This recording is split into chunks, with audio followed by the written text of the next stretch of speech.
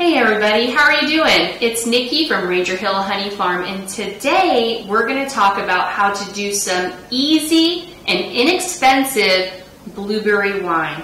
So we're going to get started here. And what I want to do first though is I just want to show you a few of the ingredients that we're going to need today in order to make this blueberry wine. And I'm going to explain to you a little bit on the cost breakdown of what it's going to cost to make the blueberry wine. So let me just show you a couple things really quick. The first thing we're going to need for this blueberry wine is we're going to need 4 pounds of blueberries. Now you can use fresh picked blueberries, you can use blueberries from your own property, you can use frozen blueberries. Right now I'm using this organic blueberries here that I got at the grocery store, but it's 4 pounds for 1 gallon of wine. So today we're going to make 1 gallon of wine. And so all you'll need to do is use a sterilized bucket. All this is a food grade bucket. It's 2 gallons.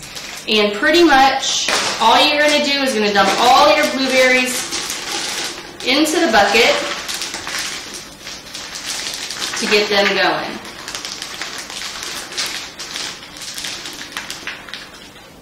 Alright, so just one last time, 4 pounds of blueberries. They're in the bucket.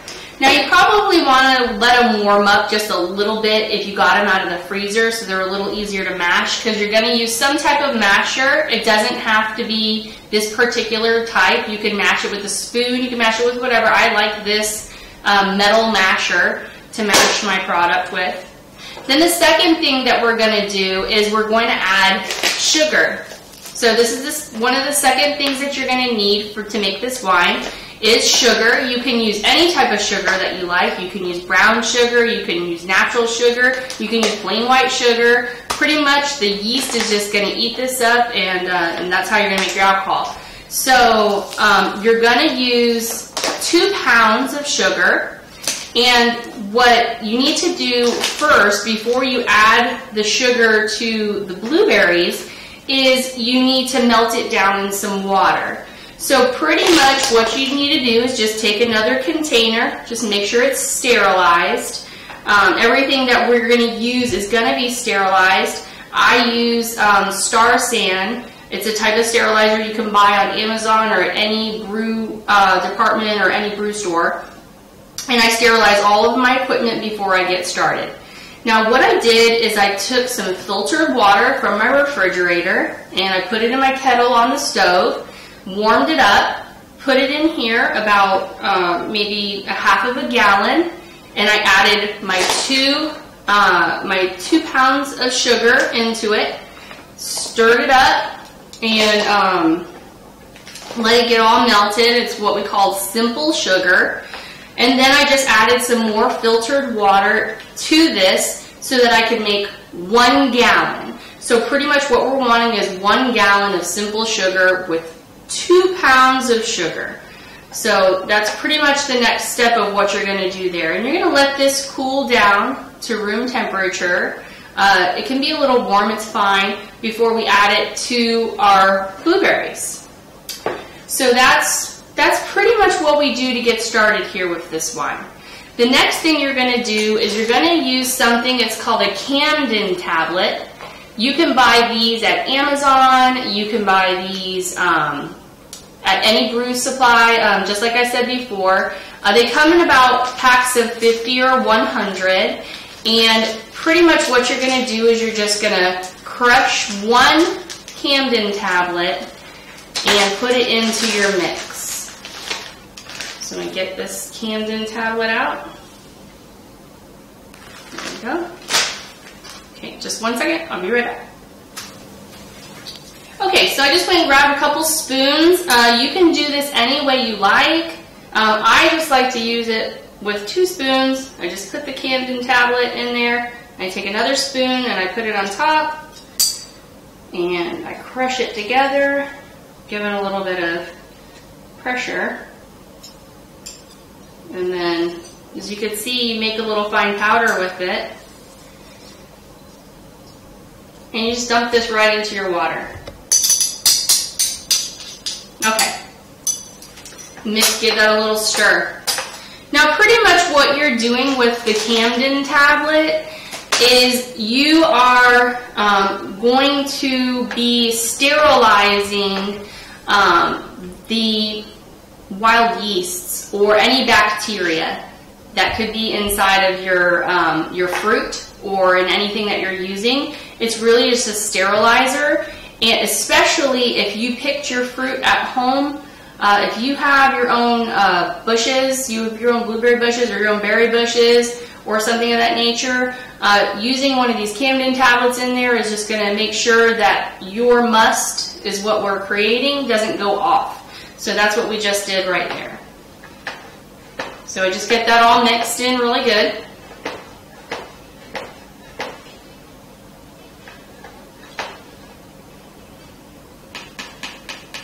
Okay, so the next thing we're going to do is we're just going to simply dump our gallon of simple sugar into our 4 pounds of blueberries.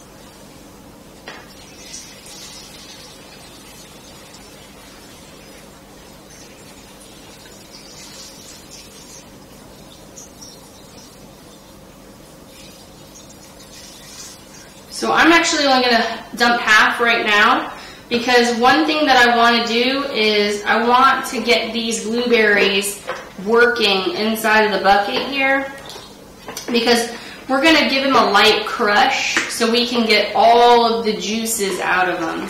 So we don't want to over crush them, because these blueberries, they have these little seeds inside, and if the seeds get too much crunched up inside of it, it can give it an off flavor, so we don't want to do that. So we're just going to give it a light crush with our little masher.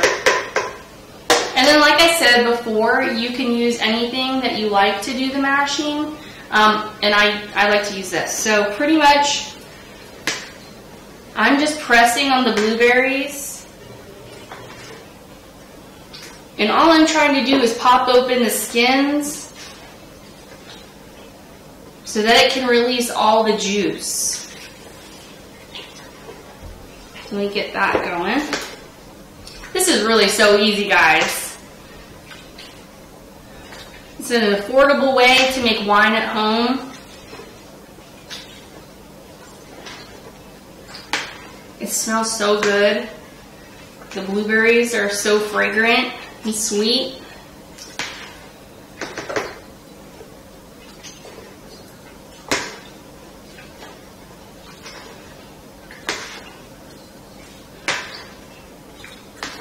So a lot of people think that making wine at home is challenging, and it's really not. Just a few simple ingredients, and we'll go over some of the simple equipment that we need, and you can have your very own home wine. My husband and I, we love to make wine out of all different types of things, especially free fruits and berries and things of that nature. I got some free loquats a few months ago, and I made some loquat cranberry wine, and great thing about it was it cost virtually nothing to make. And I'm going to show you the breakdown of price in making this wine, so you can see how affordable it actually is to do this at home.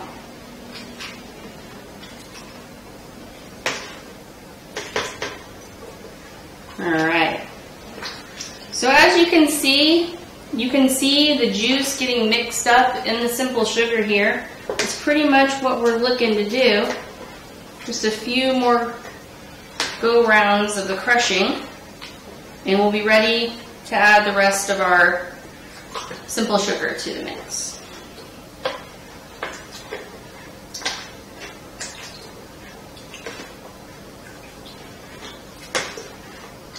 Okay, like I said, you don't have to push too hard down on the berries, just enough to pop the skins open, because you don't want to crush up the seeds.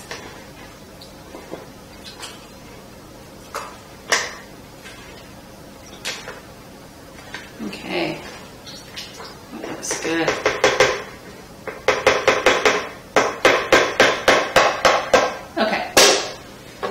So now what we're going to do is we're going to go ahead and we're going to dump the rest of the simple sugar into the must. That's what we call the raw fruit when we put it in, and we call it the must. So there we go. All right, so day 1, making blueberry wine. This is pretty much all we have to do to get started for day 1. What you're going to do now is you're going to put a lid on your bucket or a towel or something to drape over the top. I just lay my lid on. It doesn't have to be tight. The big thing here is that you just don't want fruit flies or anything like that to get into your must to spoil your wine. So what I like to do is these little food grade buckets that you can buy for wine, they have a little hole in them here. And what I'm going to do is I'm just going to stick in a little teeny piece of saran wrap into the hole just so that nothing can get in there. Alright. And that's it. That's it for day 1. So what we're going to do now is we're going to let this sit for 24 hours, and then we'll come back to it and we'll add in the rest of our wine ingredients and also our yeast. But before I let you go, I am going to explain a couple of the other items to you that we're going to use in finishing out this wine.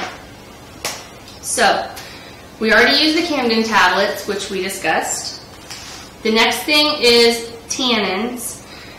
This is a powder form of tannin. This adds complexity to your wines. You can get any of these ingredients pretty much that I'm showing you today either at a home brew or on Amazon.com. So that's the tannin. The next thing is citric acid. Now the citric acid comes in, it looks a little bit like, sugar almost. So we'll add a little of this to the wine. And then you got your pectic enzyme. This usually comes in a pretty large bag. It cost me about $8 per pound, but I've never run out of this yet, and I made wine for a couple of years. So you only use very small amounts of this at a time. So this is the pectic enzyme, and what this does is it helps specifically your fruit wines, it helps it to clear. They get a little hazy when you first start making them sometimes, and so this helps that to clear, so you get that crystal clear wine. The next thing we have is a yeast nutrient. This helps you feed the yeast just to keep it happy and healthy while it's doing its thing in the bucket. And then finally is the yeast. Now this is the type of yeast that we like to use. It finishes slightly drier, but you can back sweeten with sugar if you'd like to, if you like a sweeter wine. This is called the Red Star yeast. I get this on Amazon.com in packs of 10, and it cost me about 67 cents a pack. And this one pack of yeast here will do 5 gallons. So you're only going to use a portion of this yeast to do the 1 gallon. Okay, so there's that. So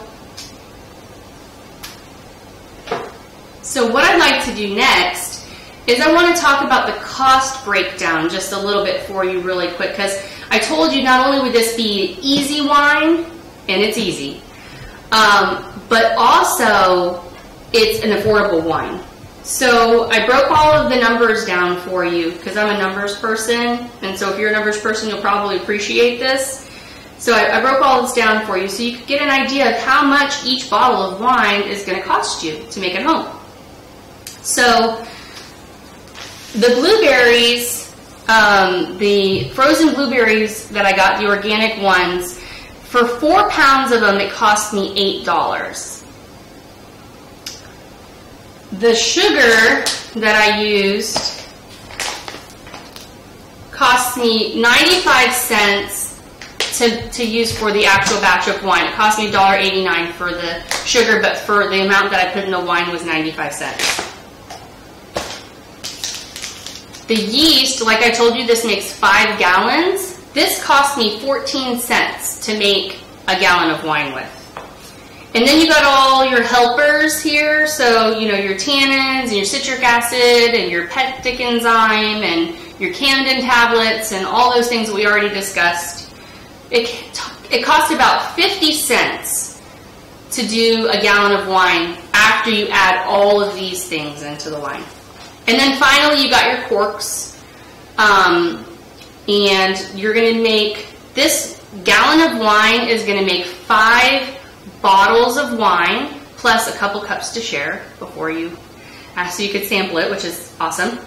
And 5 corks are going to cost you about 50 cents. So add all that up, and the total to do a 1 gallon batch of blueberry wine with the berries is $10.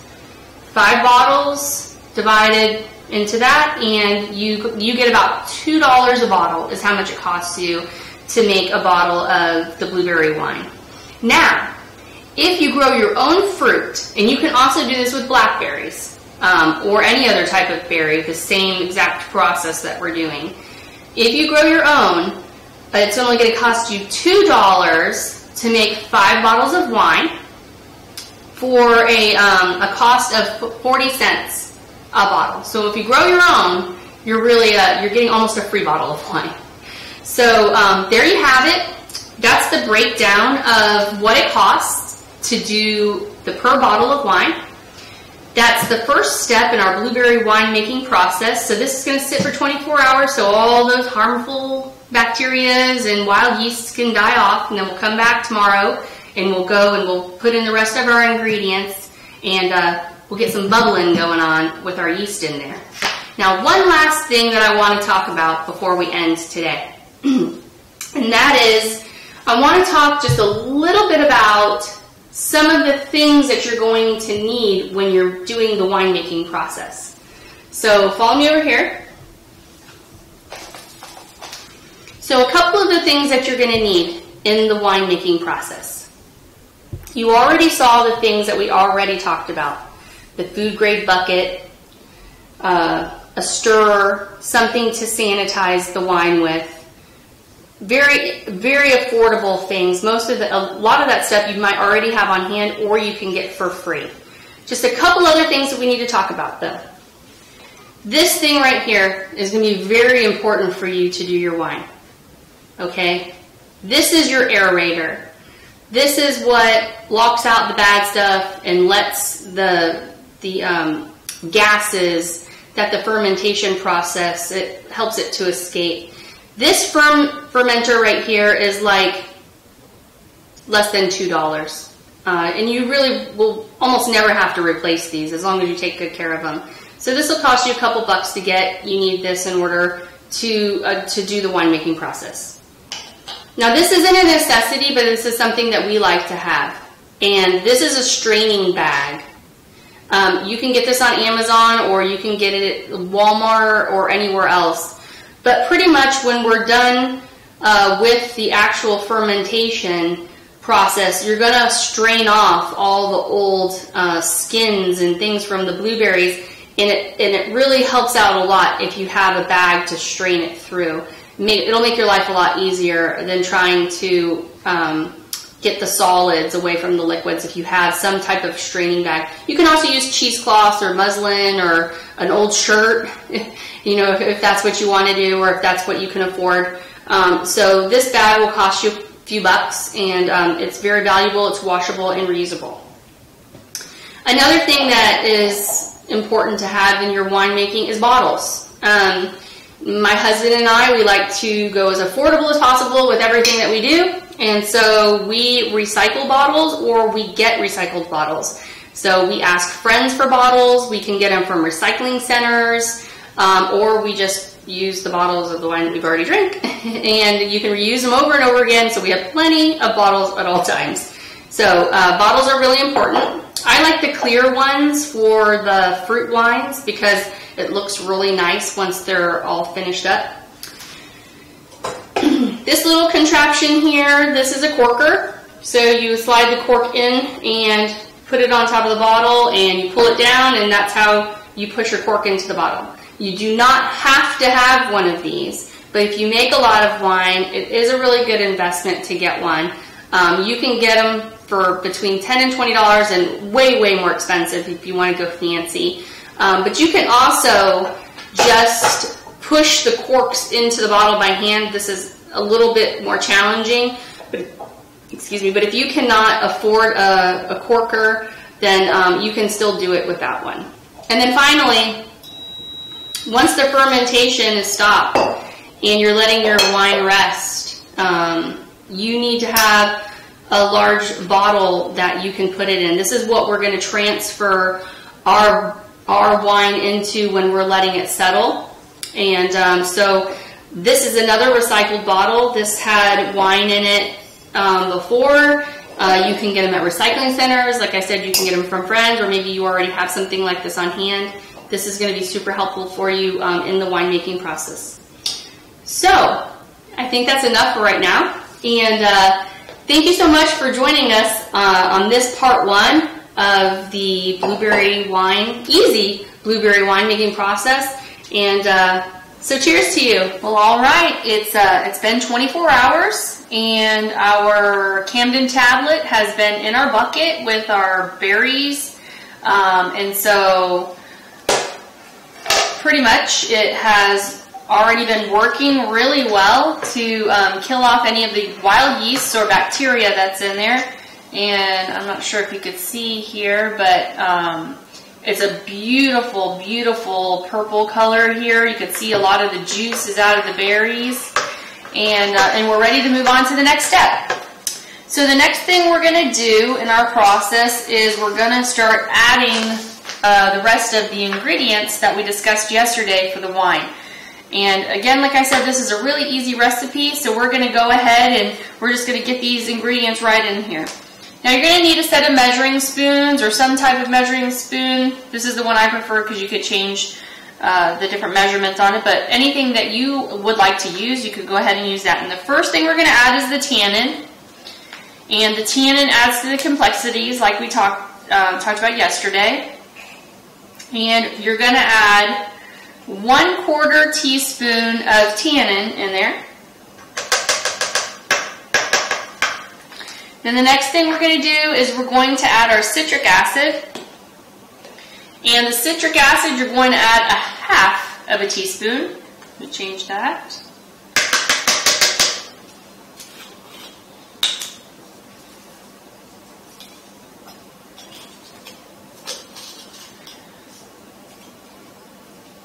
There you go. That's fine. Doesn't have to be perfect. Alright, and then we're going to add the pectic enzyme to it, and so that's what's in this bag here. You get a rather large bag when you buy it. This also needs 1/2 teaspoon for the 1 gallon. So I got that. It's almost like a baking cake. And then the next thing you're going to do is you're going to put in the yeast nutrient. Now this is, like I said before, this is what keeps the yeast happy and keeps it going, and a lot of times it'll help it from not stalling out so that the fermentation will just continue to work. And we're going to use 1 teaspoon of the yeast nutrient.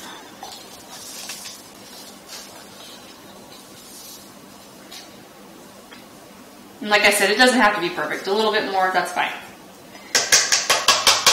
So there we go.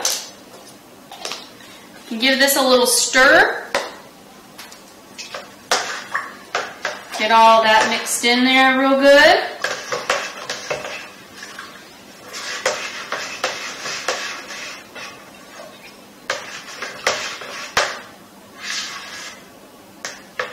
And it smells so good.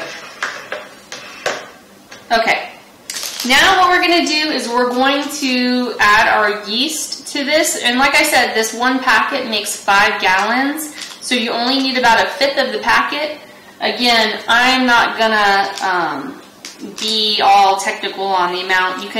It's actually on here. It tells you how much is in there. It's 5 grams, so I guess you would use 1 gram. But I said this was easy, so I wouldn't go too technical on that. And I just take a look at what's inside of my packet, the yeast-wise, and I sprinkle on what I consider to be 1/5 of the packet.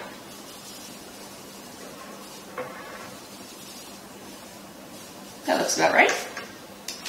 So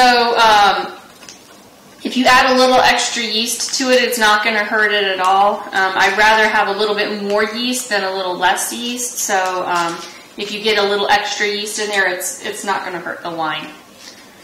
So I'm going to save the rest of this packet because you can use it for some more wine if you want to make some more wine, or even for hard cider. I would tell you though, once it's open, you probably want to use it within a week. So if you're not going to use it, you can either just discard it or give it to somebody else to use.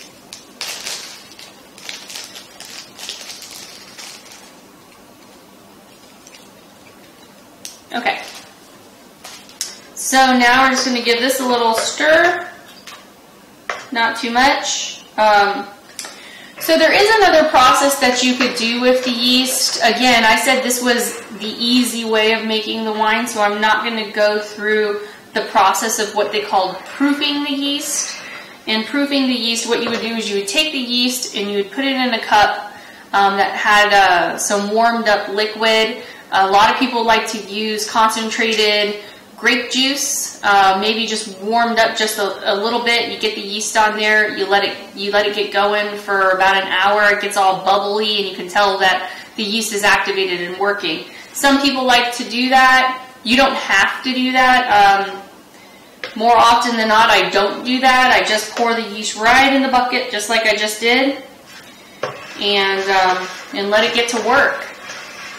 So that's pretty much it for getting your wine going. So, like I said, this is pretty easy.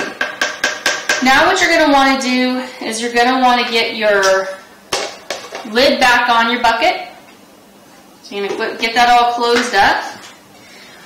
You don't have to put it on super tight, like I said before. Just make sure it's on there good enough so that no bugs or debris can get inside of your wine. And you're going to let this rest for about a week.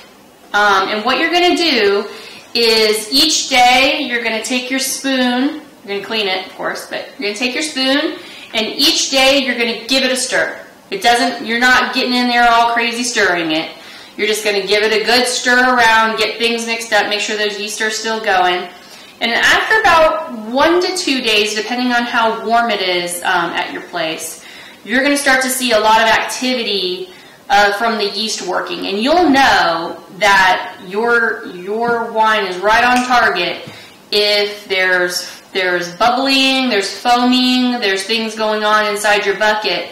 And actually, you can open it up, and when you give it a stir, you can hear the bubbles, and you can hear the bubbles stirring down, so you'll know things are moving in the right direction.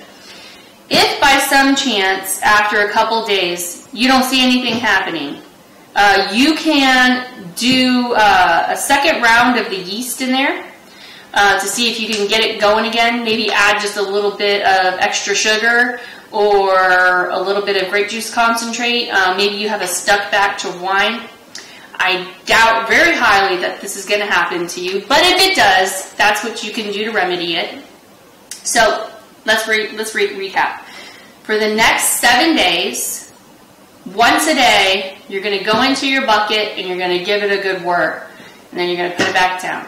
And then after that, you're going to come back and you're going to check out part 2 of Easy Blueberry Wine. And I'll show you how to strain it off and to rack it into the glass jug like what I was showing you before, and how to put the airlock on.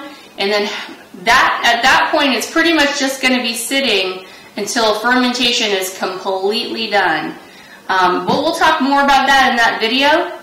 And that's it. That pretty much wraps it up for our getting our wine going.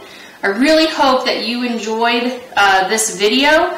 I hope you can really see through this just how easy it is to make your own wine at home. It can be very easy and very rewarding when you pop open a bottle of wine that you made at home with your own hands. There's really nothing like it. It's just very rewarding. And I hope it was informative for you. I hope it was easy to follow. You can leave comments down in the box below. You know, just go ahead and comment on the video. If there's something you thought that I could do different or something that you really enjoyed, let me know. Also, please like the video and please, please, please subscribe below. That'll help us out so much if you subscribe. We really appreciate that. And then finally, I'm going to go ahead and I'm going to add all the ingredients down below so you'll have a full list of how to do this step by step. And then I'll also put some links to some of the supplies that I talked about. So thank you so much for watching Ranger Hill Honey Farm. We really appreciate it and have a great day.